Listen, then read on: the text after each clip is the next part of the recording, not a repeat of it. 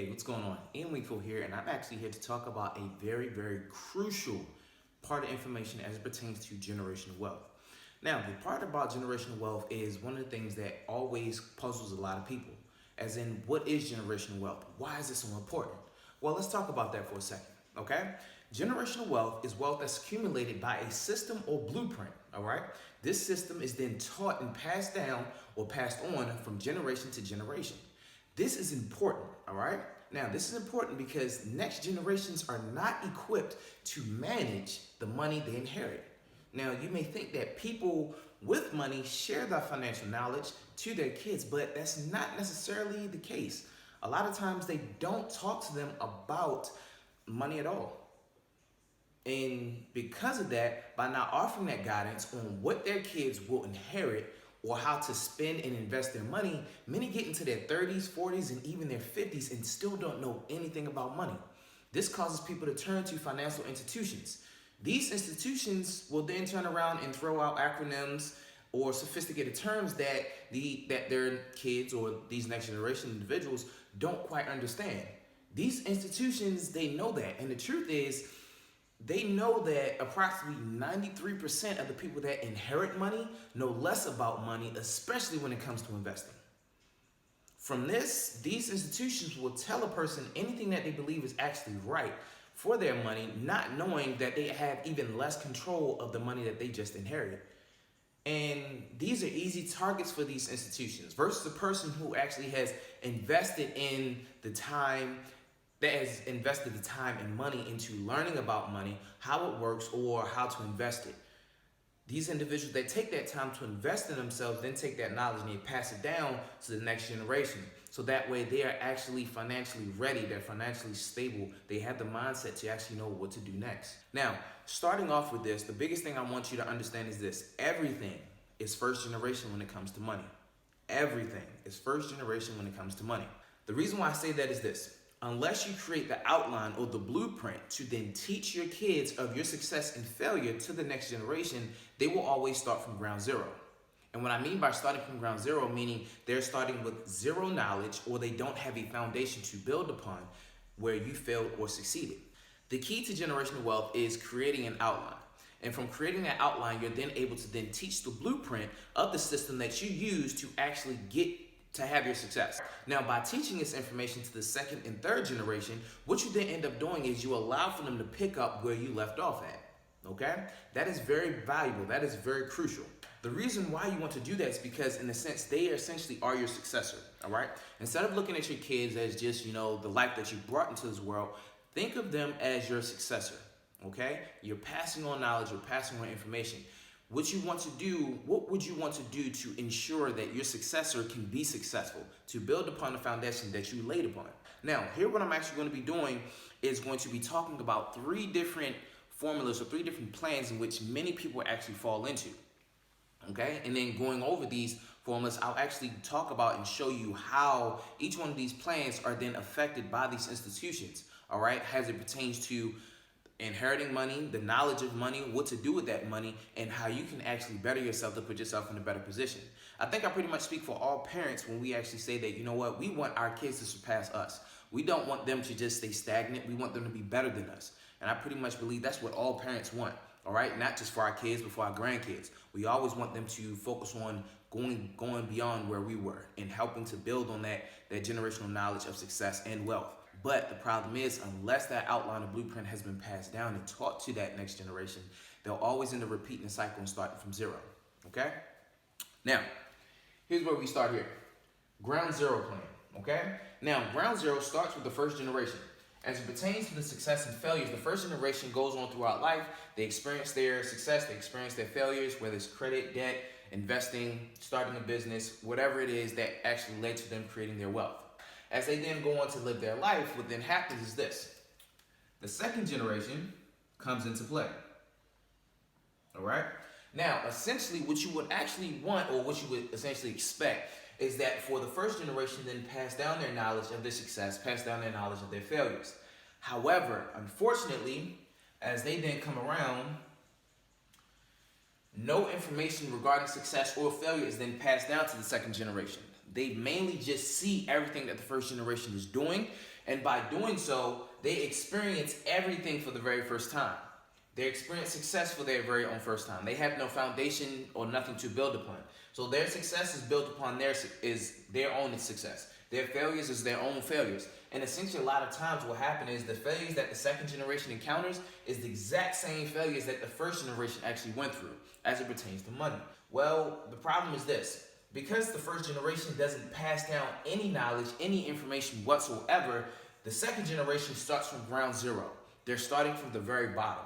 Now, keep in mind, you yourself already started from ground zero, and you've made it to a certain point in your life. The whole purpose of when you have that second generation, as I said, is to have them as a successor. So what you're looking to do is to pass along that information so that way they can grow and go further beyond. But the problem is in the ground zero foundation, or the ground zero plan, I should say, there is no knowledge or of success or failures that is then passed down whatsoever at all. And this hinders every generation thereafter. So what will happen is this. No success is passed down. No failure is passed down. Everything they experience is always first generation. And because they experience everything first generation on their own, everything starts at ground zero. So then what happens when you think when they have their kids? Third generation comes around. You would expect there to be some type of success or some type of failure that would be passed down. Unfortunately, the ground zero systematically is a mindset that is then passed down from generation to generation. Honestly, it's truth be told. A lot of times, if there's any inheritance or money that is then left over from the first generation or passed down, a lot of times they don't necessarily know what to do with it. Why? Because there's no information, there's no knowledge, there's no plan, there is nothing that has been passed down or taught to help that third generation to become successful. So guess what? No success has been passed down from the second generation, from the first generation. No failures or talks has been passed down from the second generation, from the first generation. So guess what? Everything they encounter is their own. Everything they encounter is first generation, and they are starting from ground zero. As you can see, this cycle repeats itself over and over and over again. Now, as it pertains to money, as it pertains to inheritance, okay?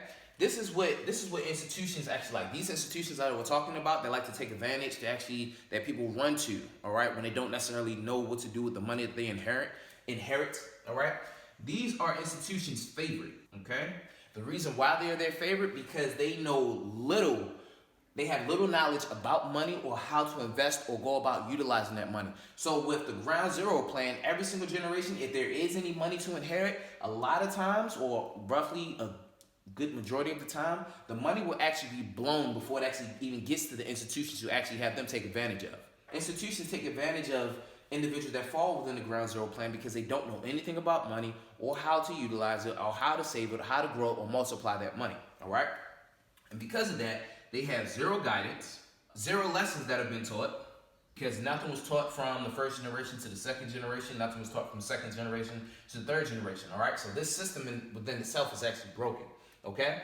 And essentially, this cycle just repeats itself over and over and over again. And because of that, no generation, this generation has the chances of them surpassing the previous generation is almost slim to none. They literally either meet the bare minimum or they don't surpass the previous generation at all. With that, they either have nothing to inherit because they have no knowledge of what to do with that money, or they end up blowing inheritance. All right.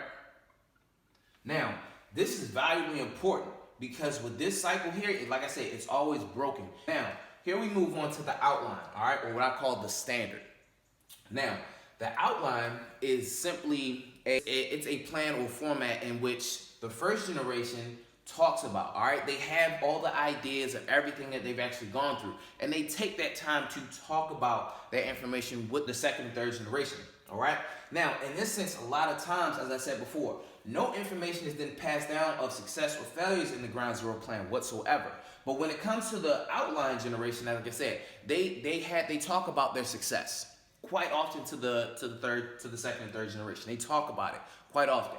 Where the success that you see is the success and the standard that has to be met. All right. And I'm a firm believer that our kids do as they see. As they look at their parents, as you look at their grandparents, they are the formula. They are the first blueprint as it pertains to success. All right? And if you want them to be even more successful, you have to then change that dynamic to then help them to be even more successful. All right? So, getting back into it. The first generation then has their kids. Okay? Second generation, as I said before, they talk about their success. They show them what success looks like. All right? They aren't necessarily guided on how to get to that success, but they're talked about, all right? The outline is there of what they see it. The nice house, the nice cars, all right? They see that. The second generation, the kids see that their parents are successful. They see they have the nice house. They see they have the nice cars. They see they have the nice clothes. And that's all they see. However, they are not taught about the failures. They're not even talked about at the dinner table. They're not even talked about within the household. So what will happen is this. It will then pass down the success, all right? And there's a 50-50 chance that they will pass down their failures, all right? They will talk about it. Now, as I said before, this is the standard right here. The first generation, in their eyes, they've set the standard for what is success, what is successful, having, you know, as far as debt, money, wealth accumulated, whatever it is. What they end up doing is they talk about their success, and the kids then have it ingrained in their mind that this first generation here is the standard, all right? That's what they believe is the standard. So what then happens is this mindset that has been created by the first generation of talking about their success to their kids has then literally just become the standard of what they need to meet. So when they have their kids, they're going to grind. They're going to do everything they need to do to meet the standard of their first generation because they don't want to disappoint their parents. They don't want to disappoint their grandparents because it's been passed down from generation to generation, generation to generation. But it's just an outline of what they did to become successful. It's not a blueprint of a foundation. It's basically just showing you the status quo of what you need to do to meet the standard so that way you're good, all right? So guess what happens when the third generation comes around? They talk about their success, 50-50 chance about their failures, and guess what? They just pass that down. And the third generation believes this is the standard that has to be met. So they repeat that exact same cycle. I have to meet the standard of the successor. That's all they end up doing. They just meet the status quo. They're not necessarily thinking about surpassing the previous generation. They're just thinking about more so just meeting the same level in which they were at. And nothing has actually really been taught about what they need to do as far as getting to that next level. They see the success, but they haven't been taught about when it comes to the failures. They haven't been prepared. So everything they see is visual. And because of that, it limits them. It limits their growth. So that way their chances of surpassing the parents is almost slim to none. When it comes to the outline, institutions have a 50-50 chance of actually taking advantage of these individuals. All right, now I'm going to tell you why. Now, the reason why I say 50-50 is because, as I said, they've been talked about the success. So somewhere along the lines, they talked about what to do with money, how to go about investing, or how to go about savings. And a lot of times, the second generation, they don't want to disappoint the first generation, so they're just going to go based off of what they believe is the right thing to do as far as saving or investing or handling their money.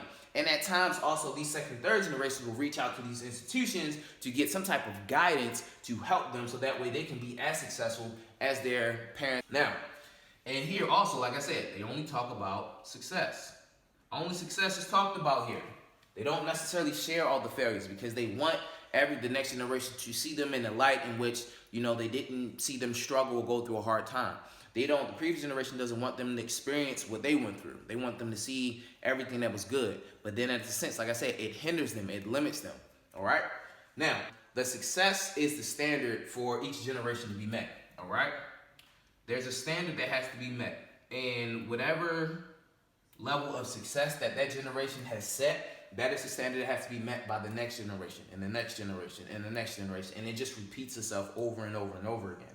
And the chance, like I said, of them surpassing the previous generation isn't really all that great. It's really not that high. Now, here we get to the blueprint, okay? The blueprint is the guide. Now, as most of you know, when you do any type of writing, you create an outline of all your ideas that you actually want to do. But then you take it a step further by then implementing that outline into a blueprint of step-by-step actions that will actually take place to get the entire masterpiece, to get the finished piece. Now, what happened is this. The first generation will encounter their success. They will encounter their failures. What the first generation does, which is totally different, is they not only talk about their success and their failures, they teach their kids on their success and their failures as it pertains to money. Now, the reason why this is important is because wherever the first generation peaked, the second generation then picks up. Does that make sense? Wherever the first generation peaked at, that is now the foundation for the second generation, the next generation, to now build upon. So as the second generation is going through life, they're being coached, they're being taught how they need to get to that level of foundation in which the first generation stopped at. And the purpose for them is to build upon their areas of success, okay? To build upon their areas of their failures, okay? Now, how this goes about is totally different. What will happen is this. As I said before, the first generation talks about their success, they talk about their failures. And guess what? It is then passed down from generation to generation.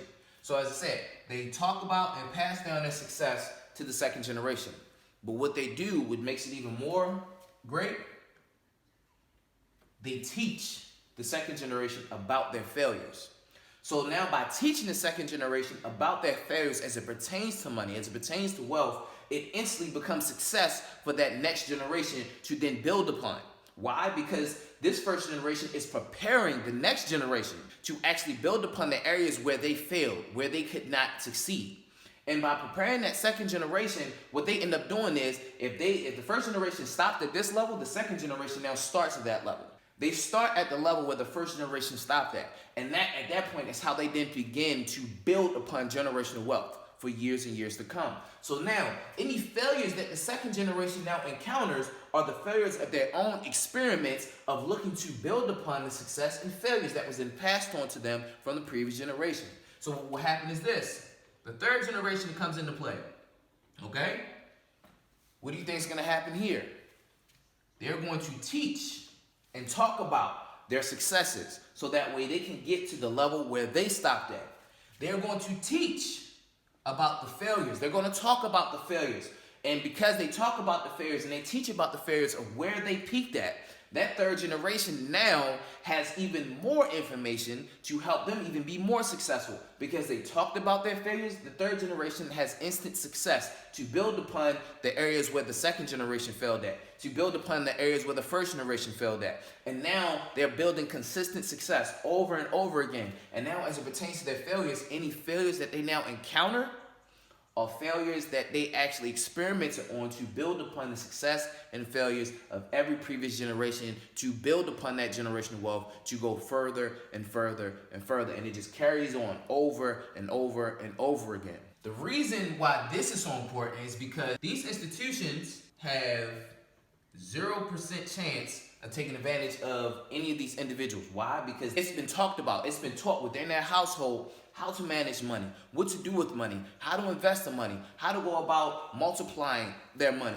It's been taught to them. The success and the failure has been taught to every generation over and over and over again. And it's done nothing but just build upon that wealth, build upon that success. And these institutions have zero chance of manipulating anything that these generations do with their money. That's what's so crazy. All right? And because of that, each generation gets stronger as every single year. Because of that, like I said, each generation is taught about money. They're taught about wealth. So now that's what they won't get caught up in the games that the institutions like to play with them by telling them all the right things or the sophisticated terms that may make them think that it's actually right. No, they were taught those terms at a young age. As they then came into adulthood, they were already prepared. They already knew what to do with their money. They weren't spending unnecessarily whatsoever. And they knew what to do with their inheritance as soon as they received it, because there was a blueprint that was put in place. There was a guide that was left there of what to do with the money on plan A, what to do with their money for plan B, and how to go about moving that money, to multiply that money, how to invest that money, or spend that money. Each generation builds upon the previous generation's success and failures. And because they do that, it's always continued wealth. The reason why this is so important is because each generation knows exactly what to do with the money. They don't have to worry about the previous generations, because in the ground zero, they literally will have nothing to inherit, or they will end up blowing their inheritance. The outline, if they do inherit any type of wealth that they get there, one of these generations down the line will end up blowing that money. But as we come here, each generation builds upon the previous generation's success to end up prolonging that wealth so that way it grows over and over and over again. Think about the Trump family. Think about the Rockefeller family. Think about all these powerful families. Think about the powerful families that are actually known around the world. All they did, it started with one person. One person decided to build upon generational wealth, and it kept going for years and years and years. They were thinking about their family as a business, not just a last name. And because they looked at their last name as a business, it had continued success. And it just got bigger and bigger and stronger and wealthier and wealthier. By doing that, the family, the last name, was then able to branch out into different areas and start to do different things. Now, some of you may think, well, you know what? I don't know if this is necessarily important. You know, I mean, my kids already kind of have a plan, or maybe this is not something I really want to get into right now. It's fine. But the thing is this. I want you to look yourself in the mirror. And I want you to ask yourself this question. If you were to leave this earth, do your kids, do your grandkids, do your great-grands, do they have the blueprint to build upon your success and failures? Do they have the blueprint to succeed where you failed? Do they have the blueprint to build upon your success to take it even further? Do they have the knowledge of what to do with money? Do they have the knowledge of how to invest their money? Do they have the knowledge of how to spend their money outside of just put your money in a savings account, or go and invest your money in an IRA, or go and invest your money, go to one of these institutions and just have them invest your money for you? That's not wealth. That's not building continued success. But seriously, ask yourself that question. If you leave this earth right now, if you leave this earth today, tomorrow, next week, whatever, do your kids, do your grandkids, do your great-grands have the blueprint to build upon your success or failure? I think that's a question that we'll actually probably wonder. Are my kids prepared if I leave? Are they financially set mentally to then take the inheritance that they're about to receive and build upon it? Or are they just going to waste it away, spend it unnecessarily on cars, jewelry, clothes, things that have zero value? Or do I have a blueprint to help them build upon what I actually left them to then create some type of asset that will then be passed down from generation to generation? Is my last name just a last name, or is it a business? Is it time to turn my last name to a business? I believe so. And I'm looking forward to helping you out with that. See you at the top. Stay blessed.